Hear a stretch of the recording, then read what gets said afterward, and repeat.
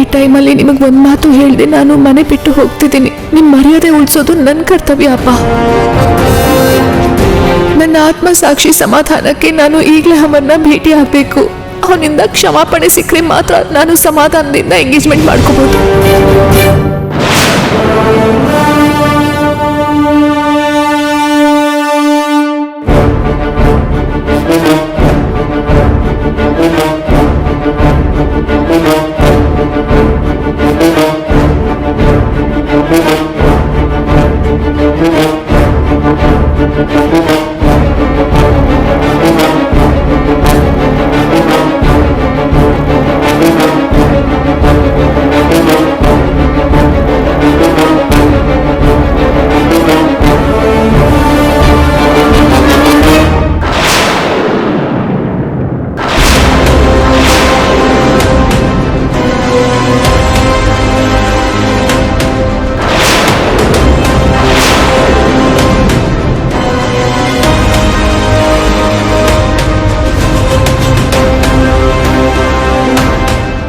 ನನ್ನ ನೋಡಿದ್ರೆ ನನಗೆ ಅಸಹ್ಯ ಆಗುತ್ತಲ್ವಮ್ಮ? ನಾನು ದೊಡ್ಡ ತಪ್ಪು ಮಾಡಿದ್ದೀನಿ ಕಣಮ್ಮ.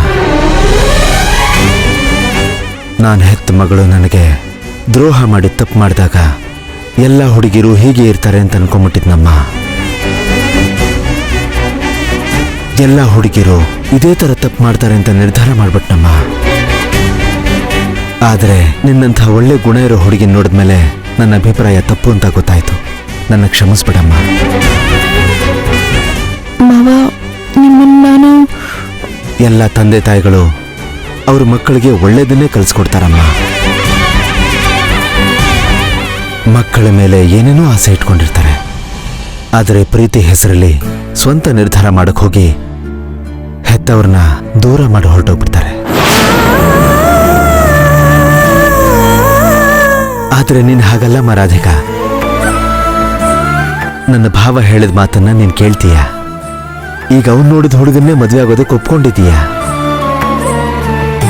ನಿಮ್ಮಪ್ಪ ನನಗೆ ಫೋನ್ ಮಾಡಿ ವಿಷಯನ ಎಷ್ಟು ಹೆಮ್ಮೆಯಿಂದ ಹೇಳ್ದ ಗೊತ್ತೇನಮ್ಮ. ಅದಕ್ಕೆ ನಿನ್ನ ನಿಶ್ಚಿತಾರ್ಥದ ವಿಷಯ ಕೇಳಿ ಓಡೋಡ್ ಬಂದೆ. ಒಂದು ನಿಮಿಷ ಇರಮ್ಮ.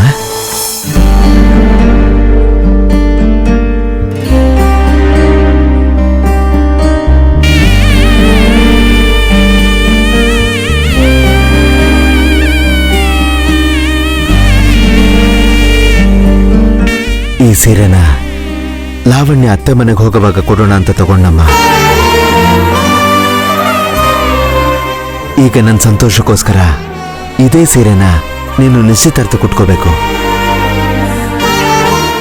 ನನ್ನ ಆಸೆ ಈಡೇರಿಸಮ್ಮ.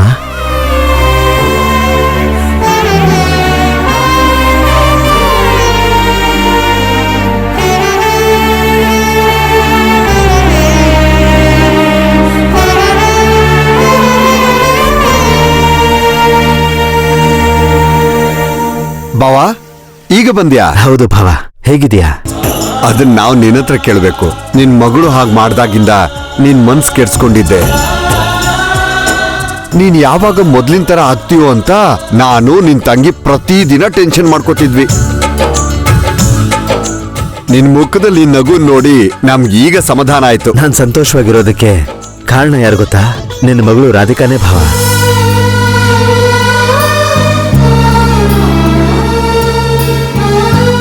ಹೌದಮ್ಮ, ನಿಮ್ಮ ಮಾತು ಗೌರವ ಕೊಟ್ಟು ನಮ್ಮ ರಾಧಿಕಾ ಮದುವೆಗೆ ಒಪ್ಪಿರೋ ವಿಷಯ ಕೇಳಿನೇ ನನಗಿದ್ದಿದ್ದ ನೋವೆಲ್ಲ ಹೊರಟೋಯ್ತು ಕಣಮ್ಮ.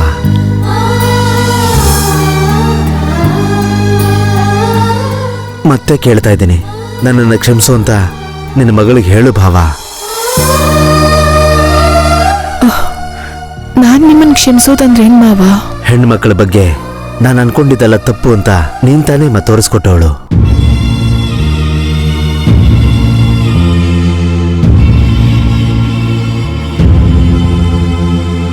ಅಮ್ಮ ರಾಧಿಕಾ, ಸಂಪ್ರದಾಯದ ಪ್ರಕಾರ ನನ್ನ ಮಗಳ ಮದುವೆ ಮಾಡಬೇಕು ಅನ್ಕೊಂಡಿದ್ದೆ. ನನ್ನ ಆಸೆ ಈಡೇರಲಿಲ್ಲ. ಕಡೆ ಪಕ್ಷ ನಿನ್ನ ನಿಶ್ಚಿತಾರ್ಥನ ಮದುವೆನ ನಾನೇ ಮುಂದೆ ನಿಂತು ಮಾಡಿ ನನ್ನ ಕನಸನ್ನ ನನಸು ಮಾಡ್ಕೋತೀನಿ. ನನಗೆ ಅವಕಾಶ ಮಾಡಿಕೊಡ್ತೀಯ ಮಗಳೇ? ಹಾಗ್ಯಾಕಂತ್ಯ ಅಣ್ಣ, ಇವಳು ನಿನ್ ತೋಳಲ್ ಬೆಳೆದಿರೋ ಹುಡುಗಿ, ನೀನ್ ಹಾಗೆಲ್ಲ ಕೇಳ್ಬಾರ್ದು, ಅದು ನಿನ್ ಹಕ್ಕು. ಹೌದು ಬಾವಾ, ಬಾ ಒಳಗಡೆ ಬಾ. ಬನ್ನಿ ಅಣ್ಣ. ಬಾ. ಹಾ.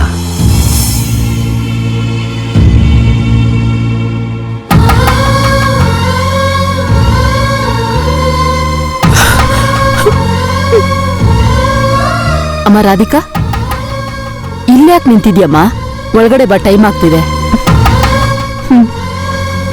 ಬಾ.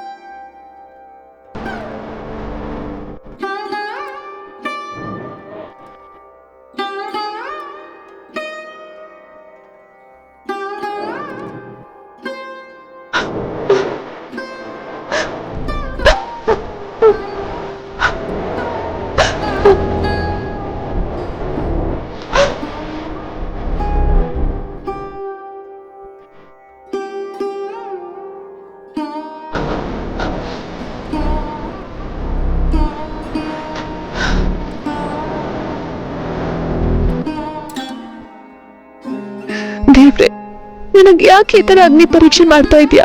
ಪ್ರಾಣಕ್ಕಿಂತ ಹೆಚ್ಚಾಗಿ ಪ್ರೀತಿಸೋರನ್ನ ಯಾಕೆ ದೂರ ಮಾಡ್ತಾ ಇದೀಯಾ? ಯಾಕೆ ಒಂದೇ ಸಲ ಅಮರ್ ಜೊತೆ ಎಲ್ಲಾನು ಹೇಳ್ಕೊಳ್ಳೋ ಅವಕಾಶ ಕೊಡ್ಲಿಲ್ಲ ನೀನು?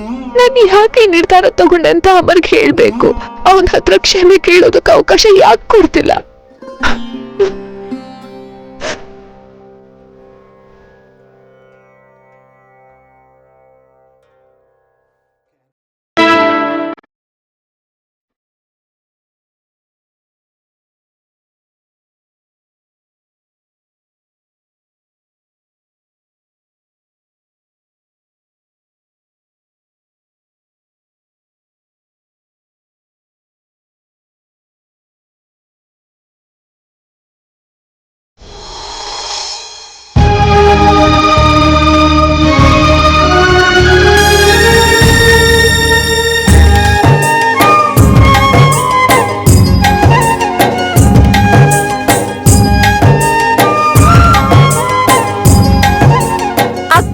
ನಿನ್ ಸಾಹೇಬ ಬಂದೇ ಬಿಟ್ಟ.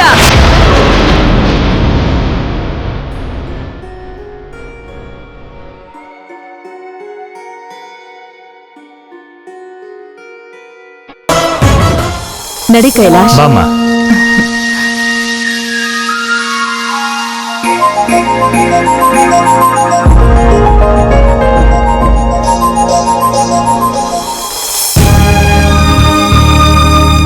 ನಮಸ್ಕಾರ. ನಮಸ್ಕಾರ ನಮ್ಮ. ನಮಸ್ಕಾರ. ನಮಸ್ಕಾರ. ಬನ್ನಿ ಒಳಗಡೆ ಬನ್ನಿ. ಬನ್ನಿ.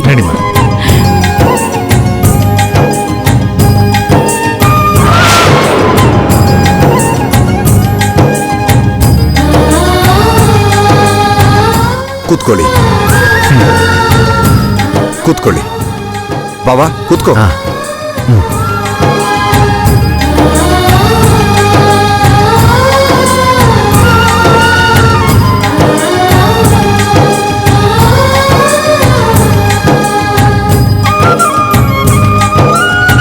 ಅಣ್ಣ, ಎಲ್ಲಿ ನಿಮ್ ಸ್ನೇಹಿತರು ನೆಂಟರು ಯಾರು ನಿಶ್ಚಿತಾರ್ಥಕ್ಕೆ ಬರಲ್ವಾ? ತುಂಬಾ ಅವಸರದಲ್ಲಿ ನಿಶ್ಚಯ ಮಾಡಿದ್ವಲ್ಲ, ಎಲ್ರಿಗೂ ಹೇಳೋದಕ್ಕೆ ಸಾಧ್ಯ ಆಗ್ಲಿಲ್ಲ. ಎಲ್ಲರ ಪರವಾಗಿ ನೋಡಿ, ನನ್ ಬಾವು ಬಂದಿದ್ದಾರೆ. ಮದ್ವೆಗೆ ಎಲ್ರೂ ಬರ್ತಾರಮ್ಮ. ನಮಸ್ಕಾರ ಅಮ್ಮ. ಆಸ್ತಿ ಅಂತಸ್ತು ನೋಡದೆ ನಮ್ ಜೊತೆ ಸಂಬಂಧ ಬೆಳ್ಸಕ್ ಒಪ್ಕೊಂಡಿದ್ದೀರಾ. ನಿಮ್ಮ ದೊಡ್ಡತನದ ಬಗ್ಗೆ ನಮ್ಮ ಭಾವ ನನ್ಗೆ ಹೇಳ್ದ. ತುಂಬಾ ಸಂತೋಷ ಆಯ್ತು. ಆಸ್ತಿ ಅಂತಸ್ತುಗಳು ಮುಖ್ಯ ಅಲ್ಲ, ಅದು ಸಮಾಜದಲ್ಲಿ ನಮ್ಮ ಸ್ಟೇಟಸ್ ಜಾಸ್ತಿ ಮಾಡುತ್ತೆ ಅಷ್ಟೇ. ಆದ್ರೆ ಸಂಸ್ಕಾರದಿಂದ ಬೆಳೆಸೋದು ಕುಟುಂಬದ ಗೌರವನ ಹೆಚ್ಚುತ್ತೆ. ಆ ಗುಣ ನನ್ಗೆ ರಾಧಿಕಾಳಲ್ಲಿ ಕಾಣಿಸ್ತು. ಅದಕ್ಕೆ ನಾನು ಈ ಸಂಬಂಧಕ್ಕೆ ಒಪ್ಕೊಂಡಿದ್ದು. ಇಲ್ಲಿ ಕೇಳಿ ಅತ್ತೆ, ಈ ಸರಿ ನಿಶ್ಚಿತಾರ್ಥಕ್ಕೆ ಯಾರನ್ನೂ ಕರೆಯೋದಕ್ ಟೈಮ್ ಸಿಗ್ಲಿಲ್ಲ. ಆದ್ರೆ ಮದ್ವೆಲ್ ಹಾಗಲ್ಲ, ನಮ್ಮಪ್ಪನ್ ಮೇಲಿನ ಅಭಿಮಾನದಿಂದ ಇಡೀ ಊರಿಗೂರೇ ಮದ್ವೆಗ್ ಬರುತ್ತೆ. ನಿಮ್ ಅರಮನೆ ಕೂಡ ಸಾಕಾಗಲ್ಲ. ಅದಕ್ಕೆ ದೊಡ್ಡ ಕಲ್ಯಾಣ ಮಂಟಪನೇ ಬುಕ್ ಮಾಡ್ತೀವಿ. ಪಕ್ಕದ ಊರವ್ರನ್ನೆಲ್ಲ ಕರಿಬಹುದು, ಅದಕ್ಕೇನು ತೊಂದರೆ ಇಲ್ಲ.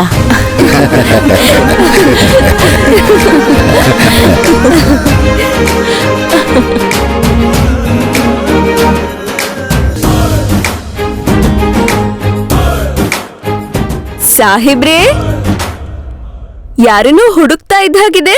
ನಮ್ಮ ಅಕ್ಕನ್ ಹುಡುಕ್ತಿದ್ದೀರಾ?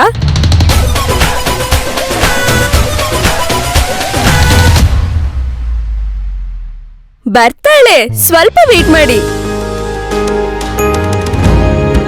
ಏನೋ ಅಂದ್ಕೋಬೇಡಿ,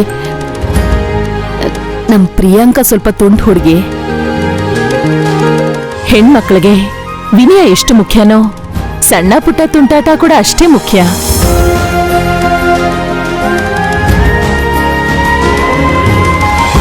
ನಿಮ್ ಪ್ರಿಯಾ ನನಗೆ ತುಂಬಾ ಇಷ್ಟ ಆದ್ಲು.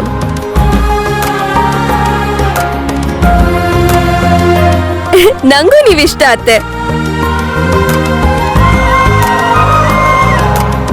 ಮುಹೂರ್ತದ ಸಮಯ ಬಂತು, ಮಗಳನ್ನ ಕರ್ಕೊಂಡ್ ಬನ್ನಿ. ಆಗ್ಲಿ. ಸುಜಾತ, ಹೋಗಿ ರಾಧಿಕನ್ ಕರ್ಕೊಂಡ್ ಬಾ. ಆಯ್ತು ರೀ. ಅಮ್ಮ, ನಾನು ಬರ್ತೀನಿ. ಬಾ. ಶಕುಂತಲಾ ಅವ್ರೆ, ಮಗಳು ಅಂತ ರಾಧಿಕನ ತುಂಬಾ ಮುದ್ದಾಗಿ ಬೆಳೆಸಿದೀವಿ. ಅವಳು ತಿಳಿದೇನಾದ್ರೂ ತಪ್ಪು ಮಾಡಿದ್ರೆ ದಯವಿಟ್ಟು ಕ್ಷಮಿಸ್ಬಿಡಿ, ಸಿಟ್ಟು ಮಾಡ್ಕೋಬೇಡಿ.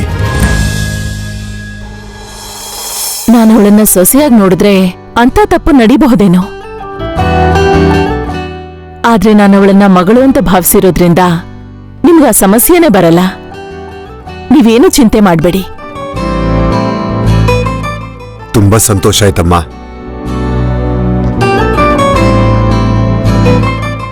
ರಾಧಿಕಾ, ಅಮ್ಮ ರಾಧಿಕಾ, ಅಕ್ಕ, ಬೇಗ ಬಾಮ್ಮ. ಅಕ್ಕ, ಬೇಗ ಬಾ ಅಕ್ಕ, ಅಲ್ಲಿ ಸಾಹೇಬ್ರು ಕಾಯ್ತಿದ್ದಾರೆ.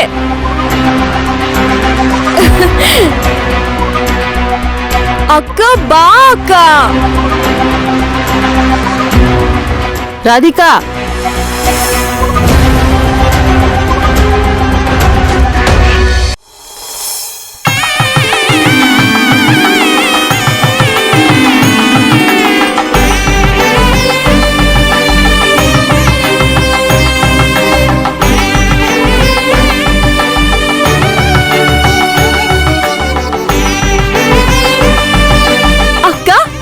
ಎಷ್ಟ್ ಚೆನ್ನಾಗ್ ಕಾಣ್ತಿದ್ಯಾ ಗೊತ್ತಾ? ನನ್ ದೃಷ್ಟಿನೇ ಬೀಳುತ್ತೆ.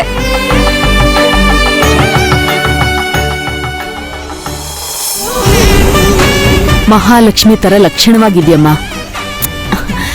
ಬಾ ನಡಿ.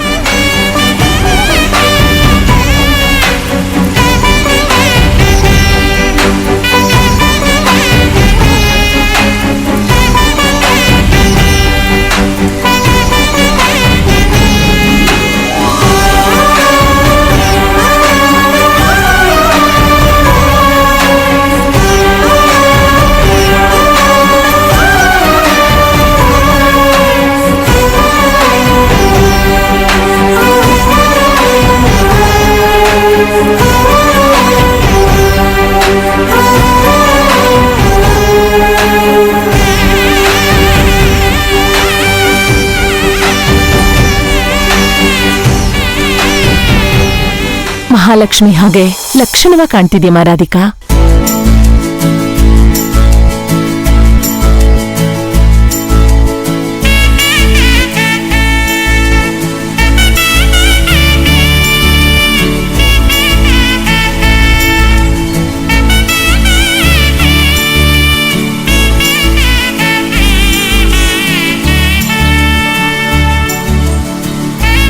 ಶಕುಂತಲಾ ದೇವಿಯವರೇ, ನೀವು ವರದಕ್ಷಿಣೆ ಕೊಡೋದು ಬೇಡ ಅಂದ್ರು ಒಬ್ಬ ಹೆಣ್ಮಗಳ ತಂದೆಯಾಗಿ ನನ್ನ ಕೈಲಿ ಎಷ್ಟಾಗುತ್ತೋ ಅಷ್ಟು ವರದಕ್ಷಿಣೆ ಕೊಡೋದು ನನ್ನ ಕರ್ತವ್ಯ. ಹೇಳಿ, ಏನ್ ಕೊಡ್ಬೇಕು ಅಂತ ಹೇಳಿ. ವರದಕ್ಷಿಣೆ ಕೊಡೋದು ತಗೊಳ್ಳೋದು ಎರಡೂ ಅಪರಾಧ. ಏನೂ ಬೇಡ.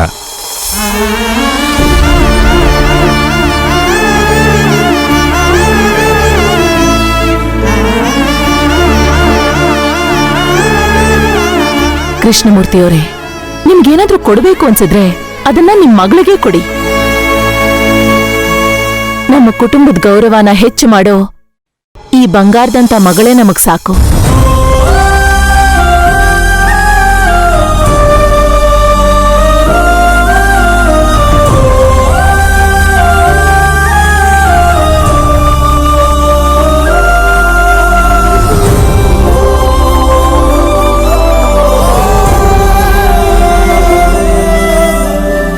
ಕೈಲಾಶ್, ನಿಶ್ಚಿತಾರ್ಥದ ರಿಂಗ್ ಹೇಗಿದೆ ಅಂತ ನೋಡ್ ಹೇಳು.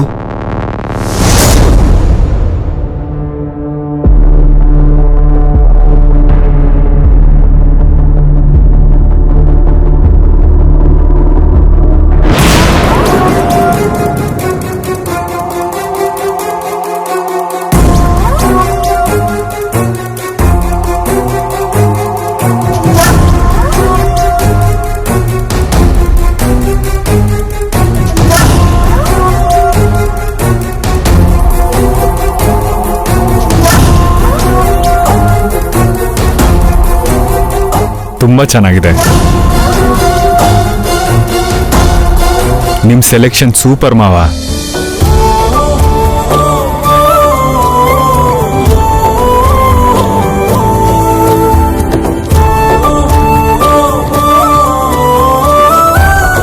ತುಂಬಾ ಥ್ಯಾಂಕ್ಸ್ ಅಪ್ಪ. ನೀನ್ ಸೆಲೆಕ್ಟ್ ಮಾಡ್ಕೊಟ್ಟು ಉಂಗ್ರ ನನ್ನ ಅಳಿ ಆಗೋನಿಗೆ ತುಂಬಾ ಇಷ್ಟ ಆಗಿದೆ. ನಮ್ಮ ಸಂಪ್ರದಾಯದ ಪ್ರಕಾರ ಮೊದಲು ತಾಂಬೂಲ ಬದಲಾಯಿಸಿ ನಂತರ ಉಂಗುರ ಹಾಕಿದರಾಯ್ತು.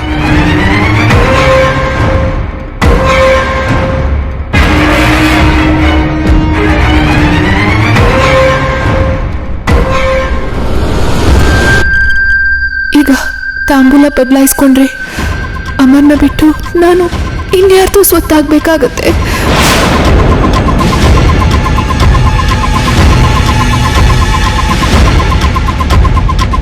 ಅಮರ್, ನಾನು ನಿನಗೆ ಸಿಕ್ಕಿ ನನ್ನ ಸಿಚುವೇಶನ್ ಎಕ್ಸ್ಪ್ಲೇನ್ ಮಾಡಬೇಕು ಅನ್ಕೊಂಡೆ, ಆದ್ರೆ ಆಗ್ತಾ ಇಲ್ಲ. ನನ್ನ ಕ್ಷಮಿಸು ಅಮರ್.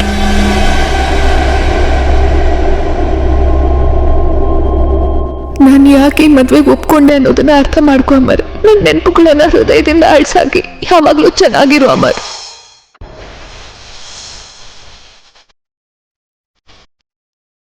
ಯಜಮಾನ್ರೆ, ಮುಹೂರ್ತದ ಸಮಯ ಮೀರಿ ಹೋಗ್ತಾ ಇದೆ. ತಾಂಬೂಲ ಬದಲಾಯಿಸ್ಕೊಡಿ.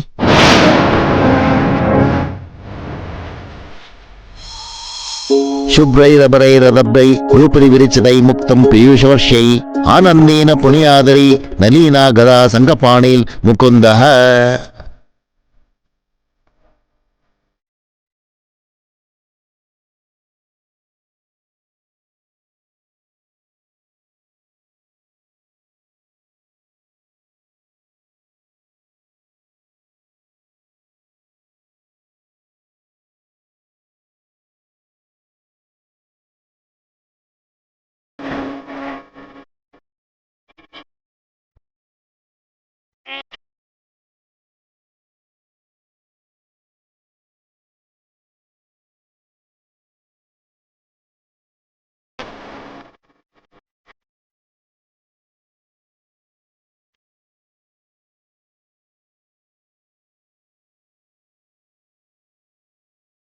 ಈಗ ಮದುಮಕ್ಳಿಬ್ರು ಉಂಗುರ ಬದಲಾಯಿಸ್ಕೊಳ್ಳಿ.